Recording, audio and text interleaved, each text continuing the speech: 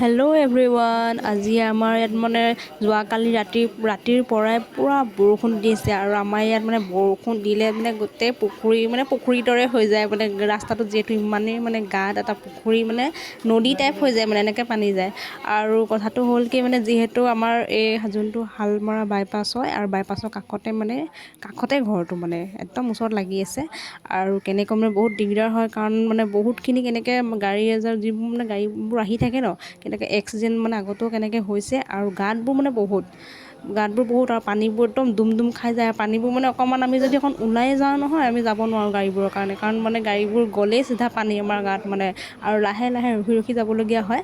আৰু পানীবোৰ মানে গোটেই মানে জাম হৈ গোটেই আমাৰ ৰাস্তা মানে গেলি যায়, কাৰণ মানে পুখুৰীৰ দৰে গাঁত আছে ৰাস্তাটোত, মানে ইমানেই মানে গাঁত। আৰু ইয়াত মানে এক্সিডেণ্টৰ আগত বহুত হৈছে। আৰু যিহেতু মানে ৰাস্তা কাষতে ন, আৰু দেউতা যিহেতু আজি মানে ঘৰতে আছে, দেখিছে গোটেই পানী হৈ গৈছে।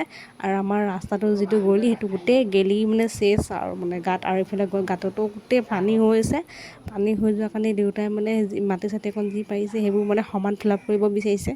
আৰু ফিল আপ কৰিবলৈ ইমানটো কেনেকৈ মাটি নাই যে ফিল আপ কৰিব পাৰি, যি পাৰিছে কেনেকৈ নিজে পানীটো অকণ যাতে যাব পাৰে বা কোনোবাৰ গাঁতটো যাতে পুতিব পাৰোঁ, সেইটো মানে ব্যৱস্থা কৰি আছে।